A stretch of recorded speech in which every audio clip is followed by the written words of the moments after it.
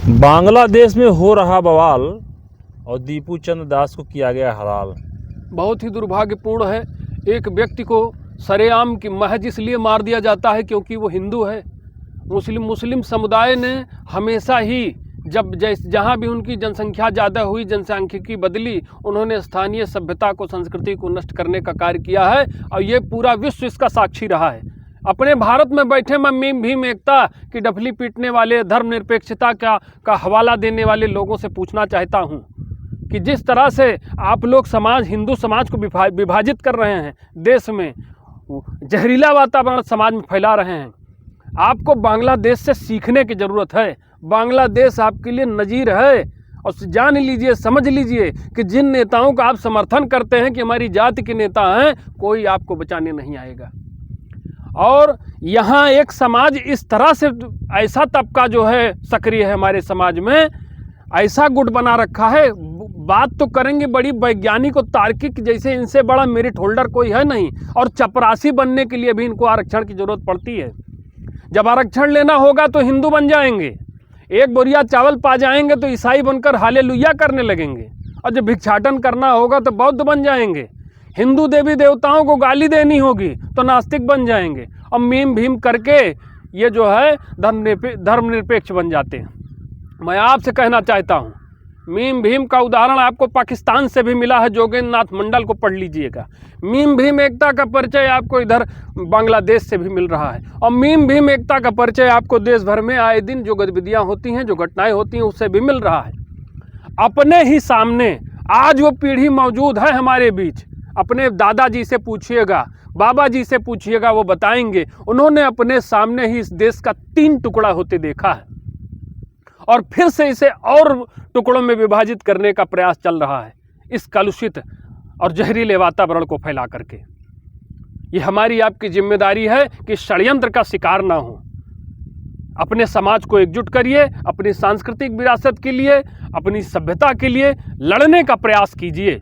और अंततः मेरी अपील है कि विश्व के किसी भी देश में कहीं भी हिंदुओं का उत्पीड़न नहीं होना चाहिए, हिंदुओं के नहीं, किसी का उत्पीड़न नहीं होना चाहिए। हम लोग तो वसुधैव कुटुंबकम की पद्धति पर चलने वाले लोग हैं, संपूर्ण पृथ्वी को अपना घर मानते हैं, सभी को अपना मानते हैं, सबको अंगीकार करते हैं। लेकिन ये लोग, मजहबी लोग जो कहते हैं एक व्यक्ति की बात ही सही है, व्यक्तिवाद से निकले हुए तथाकथित मजहब को फॉलो करके इन चरमपंथियों का इलाज होना चाहिए, इनका बहिष्कार होना चाहिए। हमारे देश में जो दलितों के नेता हैं, बहुत सारे दलित नेता हैं, भीम आर्मी उन्होंने बना रखा है, उनके लिए क्या संदेश देना चाहेंगे? क्या संदेश देंगे? इतने संकीर्ण सोच के लोग, इतनी निचले स्तर की राजनीति करने वाले लोगों से हम क्या कहेंगे? उनके बस का होता तो जो फलाना ढिकाना जो आर्मी ये बना रखे हैं, अब तक लेकर के बांग्लादेश पहुंच गए होते।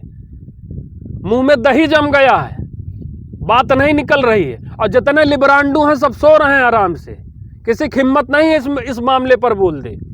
पूरे विश्व में ऐसी व्यवस्था बननी चाहिए कि कहीं भी, अगर जब तक हिंदू संस्कृति जीवित है तभी तक विश्व की सभी सभ्यताएं जीवित हैं। ये बात ध्यान कर लीजिए। अगर इतनी उदार संस्कृति का हम दमन कर देंगे तो विश्व में जितनी सभ्यताएं, संस्कृति हैं, सब एक दूसरे के खिलाफ तलवार निकाल कर खड़ी हुई हैं। एक हिंदू संस्कृति ही है जो सबको वसुधैव कुटुंबकम की पद्धति पर चलने की बात करती है।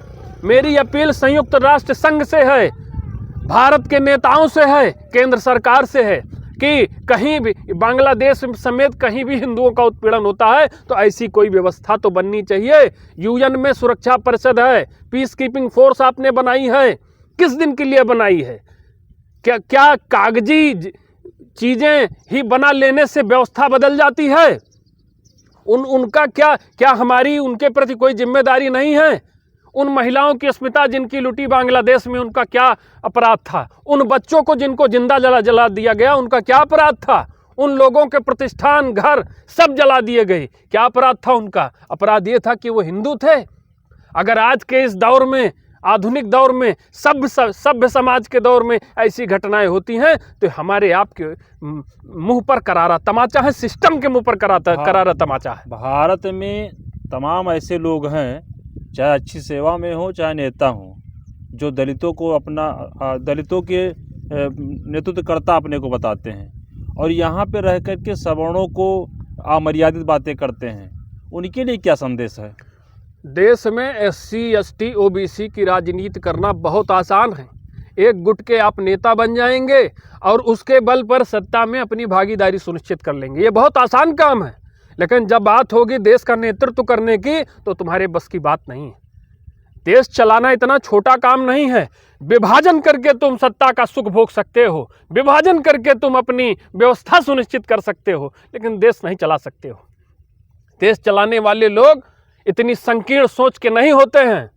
मैं इन सभी नेताओं का बहिष्कार करने की अपील करता हूं जो आपको जाति के नाम पर भड़काता हो, जाति के नाम पर आपसे अपील करता हो। ऐसे लोगों को नकार दीजिए, क्योंकि ये आपके संरक्षक बनेंगे, सरपरस्त बनेंगे, लेकिन आपकी बर्बादी जब होगी तो कोई आपको बचाने नहीं आएगा। संगठित रहिए, तभी आप सुरक्षित होंगे और आपकी संस्कृति फले फूलेगी।